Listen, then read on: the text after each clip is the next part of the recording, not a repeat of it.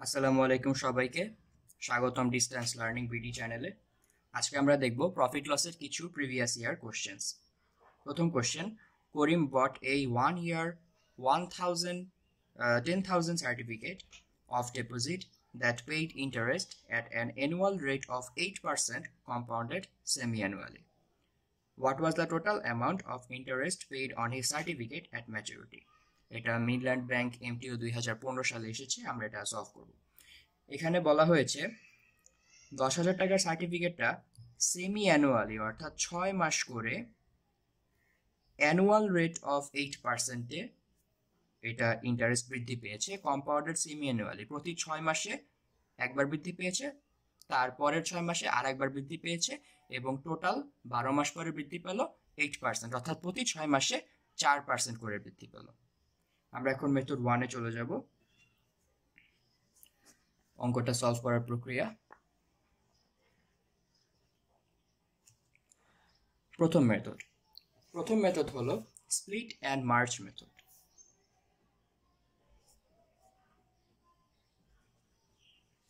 Split and merge method, এখানে আমরা প্রথমে সিম্পল ইন্টারেস্টটা খেয়াল করব, তারপর এক্সট্রা হিসেবে যে টাকাটা আমাদের সুদের জন্য চক্রবৃদ্ধি সুদের জন্য বৃদ্ধি পাচ্ছে সেটা আরেক ঘরে লিখব। এখানে যেহেতু কম্পাউন্ডেড সেমি অ্যানুয়ালি অর্থাৎ 6 মাসে বৃদ্ধি পেয়েছে, অর্থাৎ 6 মাসে 2বার বৃদ্ধি পেয়েছে, তাহলে প্রথম 6 মাসে, পরের 6 মাসে। এখানে প্রথম 6 মাসে 4% করে বৃদ্ধি পেল, অর্থাৎ 10,000 টাকার 4%, 10,000 টাকার 10% 1,000 টাকা, 1% 100 টাকা। 100 টাকা যদি 1% হয়, 4% 4 গুণ অর্থাৎ 400 টাকা। তাহলে 6 মাসে সাধারণ ইন্টারেস্ট 400 টাকা প্রথম 6 মাসে, পরের 6 মাসেও সাধারণ ইন্টারেস্ট 400 টাকা। কিন্তু পরের 6 মাসে প্রথম 6 মাসের যে 400 টাকা, এখান থেকে 4% সুদ এক্সট্রা আসবে, এটাই চক্রবৃদ্ধির কাজ করবে। এখানে 4%, এখান থেকে 4% হলো 1% 4 টাকা, 4% 16 টাকা। 16 টাকা হলো চক্রবৃদ্ধি সুদের এক্সট্রা সুদ, অর্থাৎ এখানে সরল মুনাফায় 800 টাকা আসলো এবং 16 টাকা আসলো চক্রবৃদ্ধি মুনাফায় বছর শেষে, সমান সমান 816 টাকা। তাহলে 816 টাকা অ্যাট ম্যাচুরিটি সে পেল, অর্থাৎ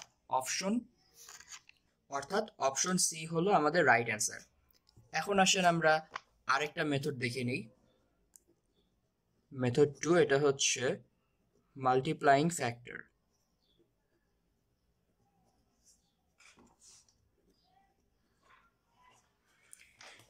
এখানে আমরা ডাইরেক্ট ইন্টারেস্টটা বের করে ফেলবো, একটু জেনারেল নিয়মই।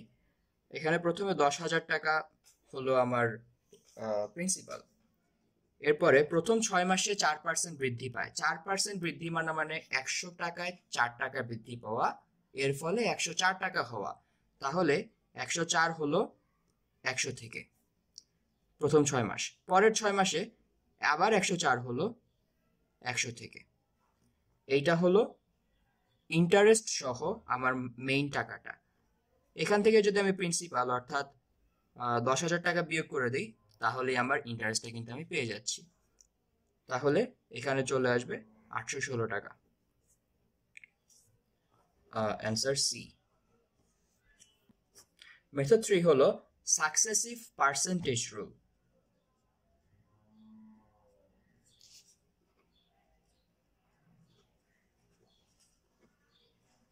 অর্থাৎ এখানে দেখেন প্রথমে 4% বৃদ্ধি পেয়েছে, তারপর সেই 104%-এর উপরে আবার 4% বৃদ্ধি পেয়েছে, অর্থাৎ পার্সেন্টেজের উপরে পার্সেন্টেজ বৃদ্ধি পেয়েছে, এজন্য সাকসেসিভলি অর্থাৎ সাকসেসিভ পার্সেন্টেজ রুল। তাহলে সাকসেসিভ পার্সেন্টেজ রুলে প্রথমে 4% বৃদ্ধি পেয়েছে অর্থাৎ +4, তারপরে আরও 4% বৃদ্ধি পেয়েছে।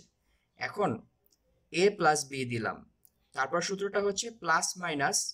এখন প্লাস এবং মাইনাস কোনটা দিব? এই প্লাস মানে নির্দেশকের গুণফল আর কি, প্লাসে প্লাসে প্লাস। যদি এখানে ডিক্রিজ হইতো অর্থাৎ 4% কমে যেত পরের 6 মাসে, তাহলে এখানে মাইনাস দিতাম, কজ প্লাসে মাইনাসে মাইনাস, তারপরে সূত্র মতে a ইন্টু বি উপরে বাই 100, a ইন্টু বি হলো 4 ইন্টু 4 বাই 100, এখানে 8.16% আসলো।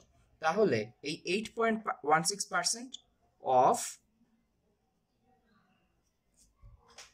10,000, 10,000-এর 8.16% যদি আমি বের করি তাহলে 816 টাকা চলে আসলো।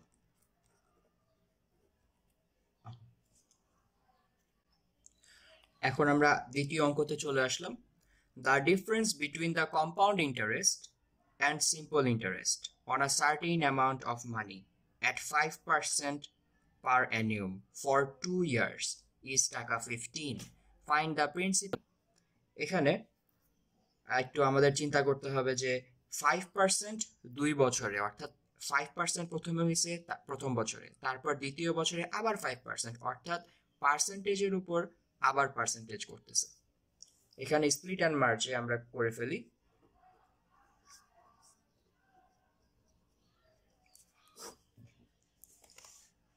আমরা এখন স্প্লিট অ্যান্ড মার্জ মেথডে করব।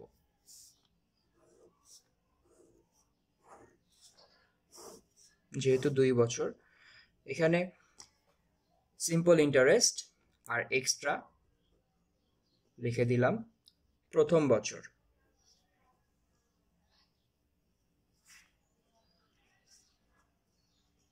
Second year.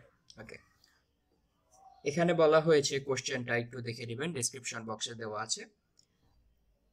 কোশ্চেনটা হলো 5% পার অ্যানিউম ফর 2 ইয়ার্স, 2 বছরে 5% করে বৃদ্ধি পেয়েছে, ইজ 15 টাকা, এবং এইটা হলো ডিফারেন্স। 15 টাকা হলো ডিফারেন্স, 15 টাকা হলো এই ঘরে বসবে।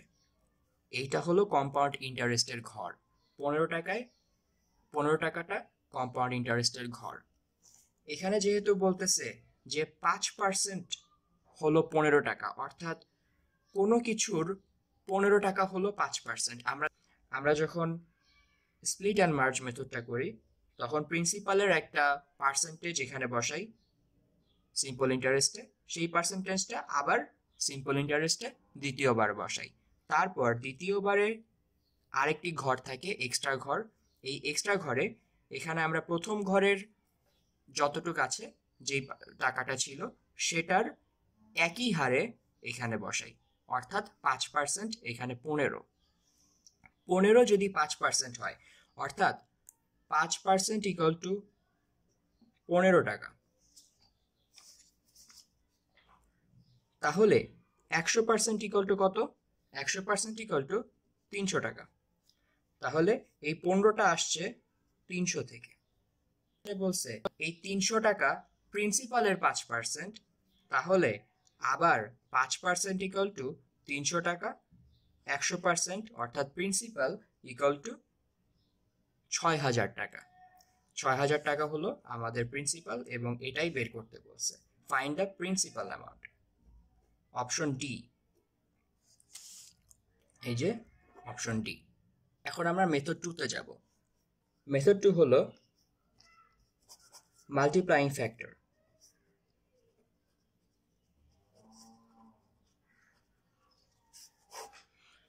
এখানে মনে করি একটা টাকা, সেখান থেকে 5% আসলো 300, এটাও আমরা পেয়ে গেছি। তাহলে 5% আর একটা অংশ আসলো, মানে কোশ্চেন অনুযায়ী আরেকটা 5% আসলো, সেটা আবার 5% 15 টাকা। তাহলে এই 15 টাকা থেকে 5% মানে হলো 1/20, 1/20। এইটার 1/20 হলো এইটা, তারপরে 1/20 হলো 15 টাকা। তাহলে আমি যদি 15 টাকা থেকে ডাইরেক্ট এইটায় যেতে চাই, তাহলে আমাকে এই যে 1/20 এটাকে 20/1 করে দিতে হবে। 20/1 করে দিলেই আমি দ্বিতীয়টা পাবো, এবং দ্বিতীয়টাকে 20/1 দিয়ে গুণ দিলে প্রথমটা পাবো। করে ফেলি। 15 টাকা হলো ডিফারেন্স, একেবারে লাস্টের পয়েন্টটা। এখান থেকে আমি এইটায় যাব 20/1। আবার এখন এটাই চলে আসছি, এখন এটাই থেকে একেবারে প্রিন্সিপালে চলে যাব। প্রিন্সিপাল হলো আবার 20/1। এভাবে যদি গুণ করি তাহলে দেখুন 4 × 60, 6,000 টাকা অ্যান্সার। এবার আমরা মেথড 3 তে চলে যাব। মেথড 3 হলো সাকসেসিভ পার্সেন্টেজ রুল। এখানে যেহেতু পার্সেন্টেজের কথা 2 বার এসেছে, 2 বছরে 5 বার 5% 5% করে, এজন্য সাকসেসিভ পার্সেন্টেজ রুলে আমরা চলে যাব। সাকসেসিভ পার্সেন্টেজ রুলে সূত্র হলো a + b ± ab / 100।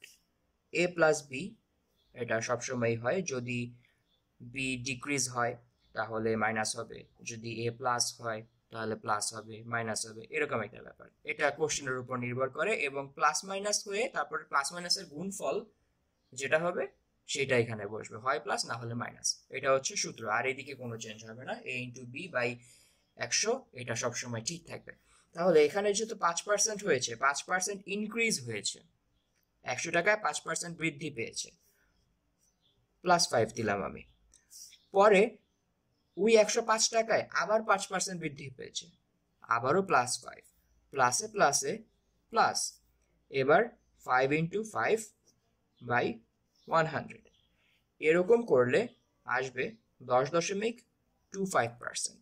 10.25% এটা মিন করতেছে যে আমি যেই প্রিন্সিপাল টাকাটা নিয়েছি তার 10.25% হলো ইন্টারেস্ট। 10.25%, 10.25%টা দেখুন,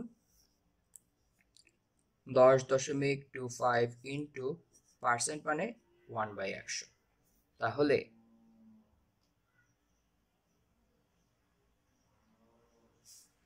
এটা গুণ করলে থাকলো 0.25। এই যে 0.25%, এই 0.25ই হলো 15। তাহলে 100% ইকুয়াল টু কত? এটা হলেই আমার প্রিন্সিপাল বের হয়ে যাবে।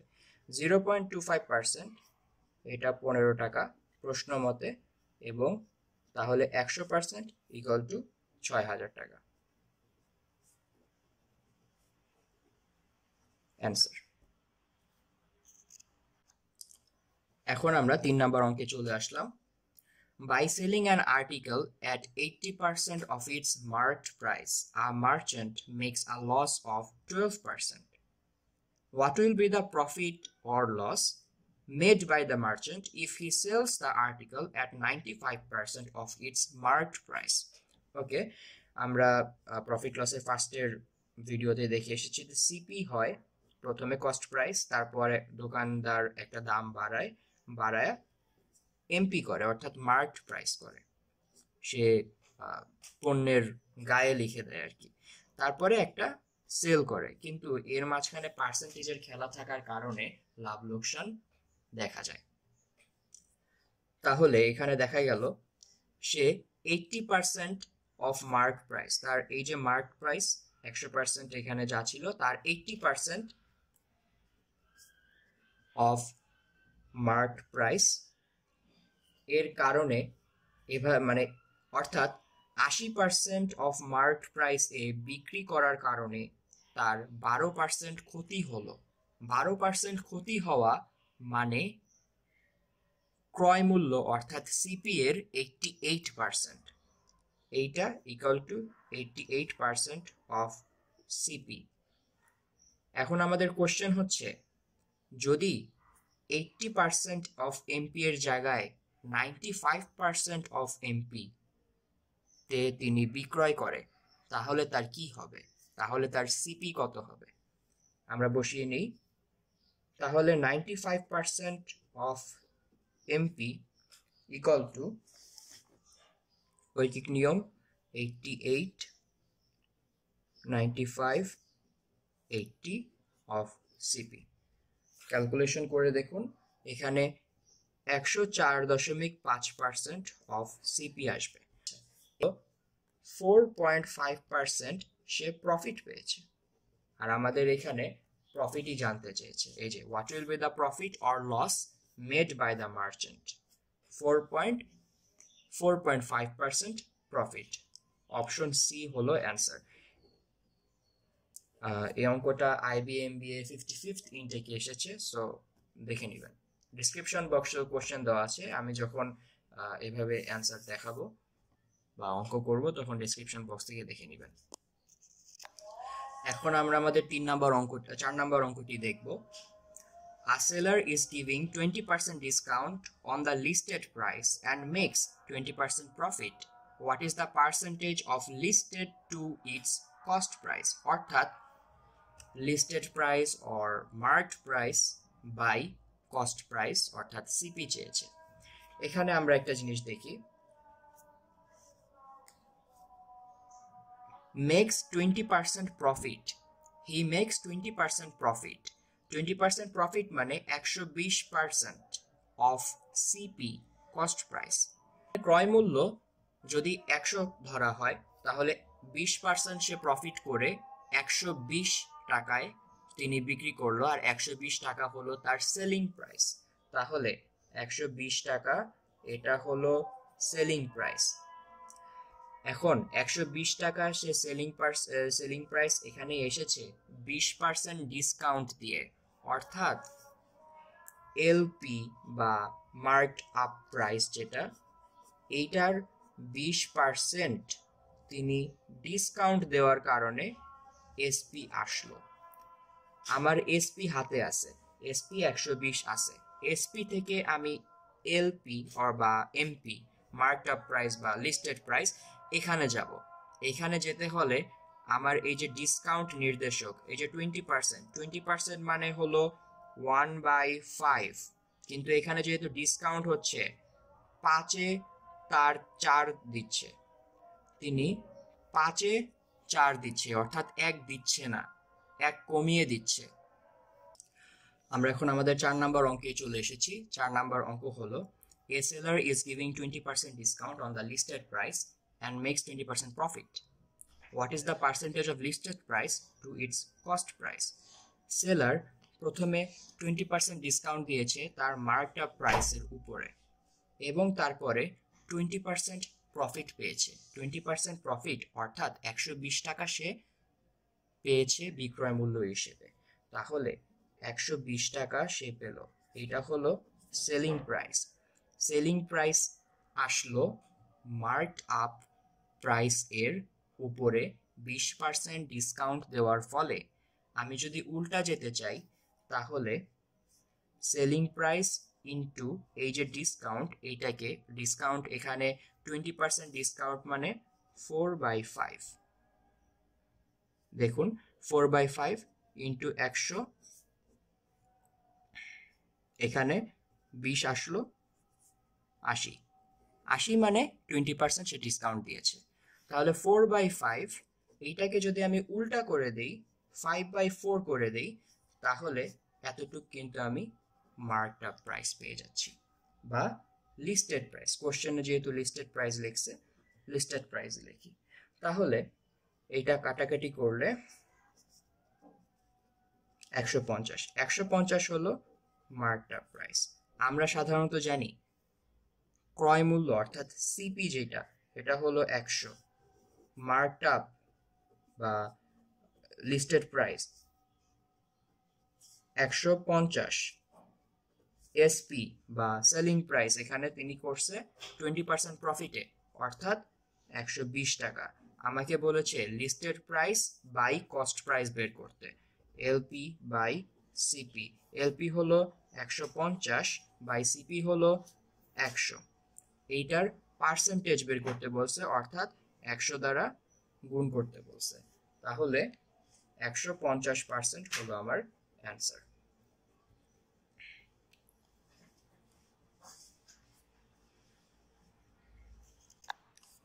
Last question. A bicycle agent allows 25% discount on his advertised price and then makes a profit of 20% on his outlay. Selling price হিসেবে সে 20% প্রফিট পেয়েছে। What is the advertised price on which he gains টাকা 40? প্রশ্নটা executive MBA তে এসেছে 42তম। তাহলে এবার আমরা solve করতে যাচ্ছি। এটা আমরা রেশিও অ্যাপ্রোচে সলভ করি। এখানে দেখুন প্রথমে 25% ডিসকাউন্ট দিয়েছে।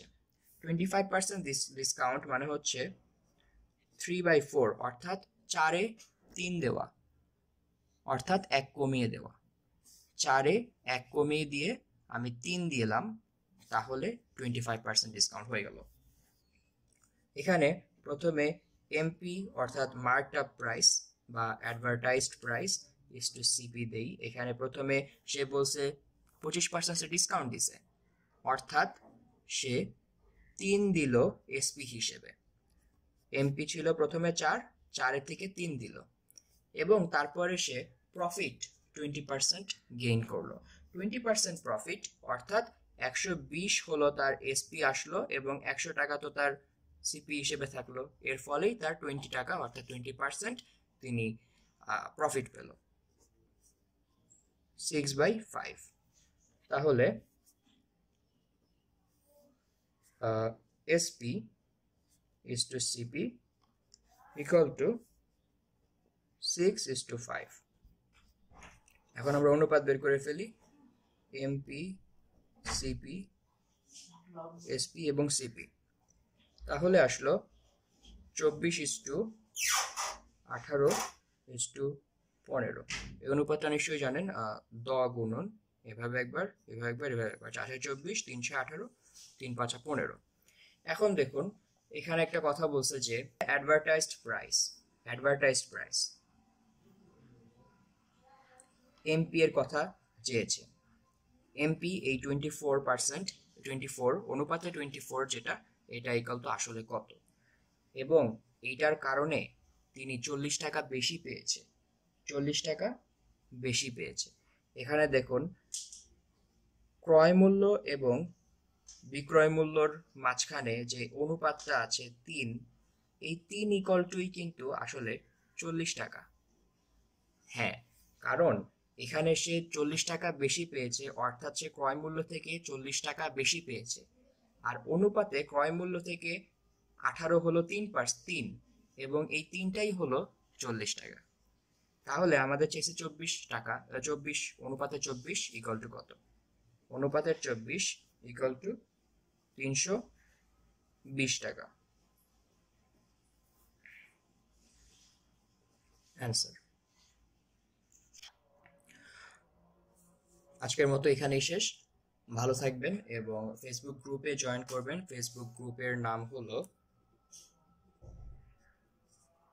Smart math